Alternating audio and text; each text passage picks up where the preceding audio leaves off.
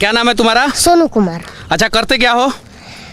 पढ़ते हैं और पढ़ाते हैं। पढ़ते हो और पढ़ाते भी हो? यस। अब माइक कैसे ले लियो? रिपोर्टिंग भी करते हो क्या? माइक आप दिए ना। हम दिए हैं माइक। अब हम रिपोर्टिंग कहाँ करते हैं? तुम रिपोर्टिंग नहीं करते हो? अच्छा, तुम अपने पिताजी का शिकायत किए थे कि तुम्हारे पिताजी दारू पीते हैं और तुमको नहीं पढ़ाते हैं। यस। तो इस पे क्या कहना चाहते हो? इस पे हम यही करना चाहते हैं कि अगर कानून उनको सजा देने के लिए तैयार है तो वो भी हमको मंजूर है, लेकिन तुमको पढ़ना है। हाँ, लेकिन हमको पढ़ना है, क्योंकि हम ये नहीं बोल रहे हैं कि हमारे पिता को मैंने जेल में सब दिन के लिए डाल दीजिए।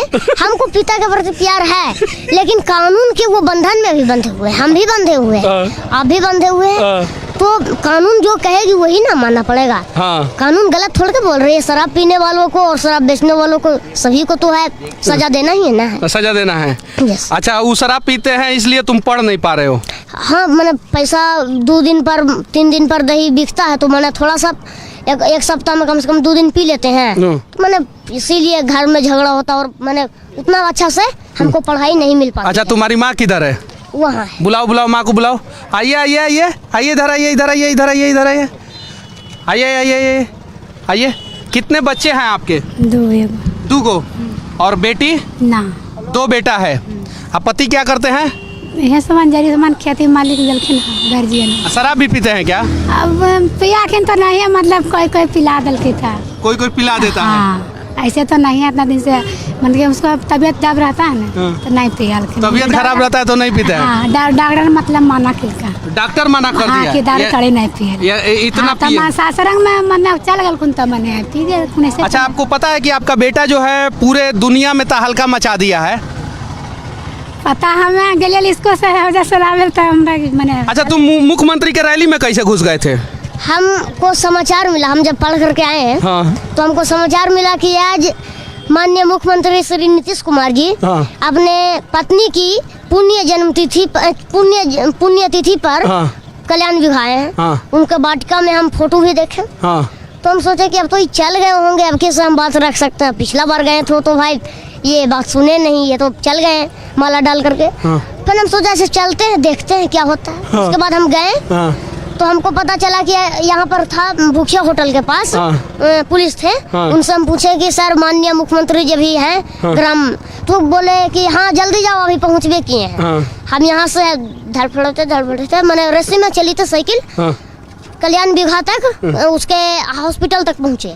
वहाँ पर एक पुलिस वाले थे, उनसे हम राय लिए कि कहाँ पर गए। तो बोले कि घर गए। अब ग्राम हमको पता नहीं था कहाँ है। तो हम वो एक ITI है ना, उसमें हम चले गए। उसमें हम पूछे कि सर माननीय मुख्यमंत्री जी कहाँ मिलेंगे अभी? तो बोले कि वो चल गए। एगो पुलिसकर्मी जी बोले कि चल गए। तो हम बोले कि वापस हमको समाचार मिला है कि वो अभी आईवे किए हैं। तो बोले कि नहीं आए हैं, अभी जाओ जल्दी से मिल लोगा।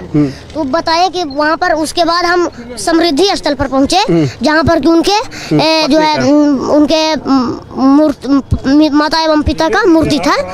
तो जो है वहाँ पर पहुँचे और साइकिल लगा करके हम गए। तो हमको पता चला कि मध्य विद्यालय में है। वहाँ पर गए तो कुछ मैंने सहयोग किए और हमारे पंचायत के मुखिया जी भी थोड़ा मैंने सहयोग किए। तो हम पहुँचे और जब सर आए तो हम हाथ जोड़ कर प्रणाम सर बोले। उसके बाद बोले सर हमको पढ़ने के लिए हिम्मत दीजिए। गार्जियन जो है उतना सक्षम नहीं है पढ़ाने के लिए, क्योंकि उनके पास उतना राशि जमा नहीं हो पाता है। तो बोले कि ठीक है, तुम्हारा घर कहाँ है? तो हम बोले कि निमाकोल सर। तो अच्छा, तुम्हारे घर से मुख्यमंत्री जी का घर कितना दूर है?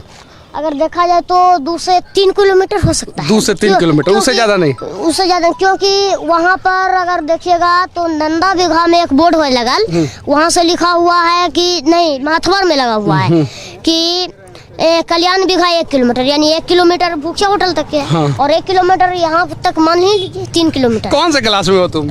हम अभी 5 क्लास में हैं, 5वां में। यस, 5वां अच्छा, इतना हिम्मत हौसला कहाँ से आ जाता है तुम्हारे अंदर? इतना हिम्मत हौसला के जो है उनको हम देखते हैं और उनका हम भाषण सुनते हैं ना। और माननीय हमारे देश के जो प्रधानमंत्री अभी वर्तमान में है मोदी जी, हाँ श्री नरेंद्र मोदी। तो वो एक लगता है उनका एक चैनल है, नाम अभी नहीं याद है, लेकिन उनका लिखा रहता है नरेंद्र मोदी। तो उन्हीं पर हम सीखते हैं कि वो बोले हैं कि लहरों से डरकर नौका पार नहीं होती है और कोशिश करने वालों की हार नहीं होती।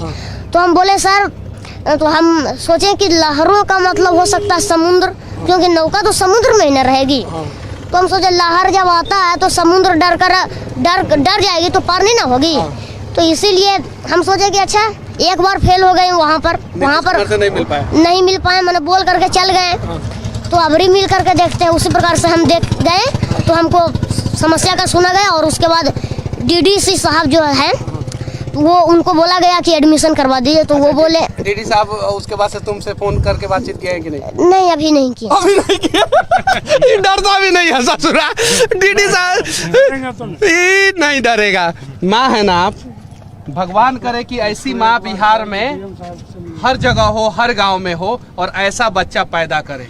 अगर ऐसा बच्चा बिहार के हर जिला में एक एक हो जाए ना, सिर्फ 38 को बच्चा हो जाए ना, तो बिहार का शिक्षा व्यवस्था सुधर जाएगा।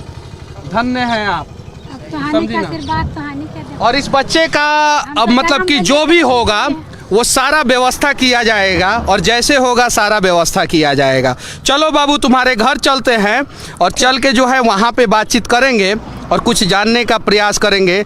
बाकी तुम बिहार के लोगों को क्या संदेश देना चाहते हो? हम बिहार के लोगों को यही संदेश देना चाहते हैं कि जो कितना साल उम्र हो गया तुम्हारा? 11 साल की उम्र में बिहार के लोगों को संदेश दोगे?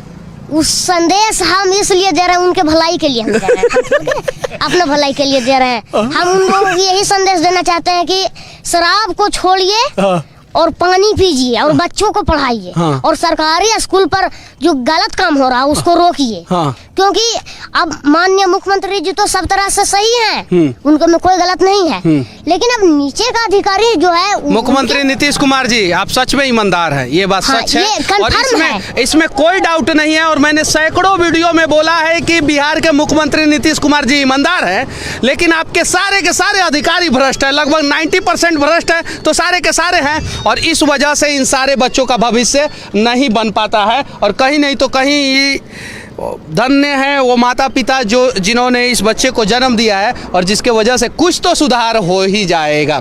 चलो संदेश पूरा करो। संदेश हम ये देना चाहते हैं कि कृपया शराब मत पिए और शिक्षा, बच्चों की शिक्षा पर ध्यान दें और टैक्स हमेशा, जो लोग टैक्स नहीं भरते हैं, कितना को हम देखते हैं समाचार हम सुने हैं कि टैक्स में घपला कर, टैक्स में अफीम मत करिए, क्योंकि टैक्स सरकार का हक होता है और टैक्स नहीं भरिएगा तो हमारे देश में और राज्य में जो विकास होती है वो नहीं हो पाएगी। अच्छा सुनो यूपी में दारू चालू है, सारे राज्यों में दारू चालू है, तो दारू से टैक्स आता है और टैक्स से जो है दारू से भी विकास होता है, पता है तुमको? दारू से विकास होता है, हम मानते हैं कि सरकार ही दारू को चलाई, लेकिन सरकार ये गलत की, क्योंकि हजारों आदमी के जो है लीवर खराब होते, किडनी खराब होते केवल दारू और ताड़ी की वजह से। तो दारू और ताड़ी पूरे देश में बंद होना चाहिए। हाँ, पूरे देश में बंद होना चाहिए, कहीं भी चालू नहीं रहना चाहिए। तो नरेंद्र मोदी जी से कहो।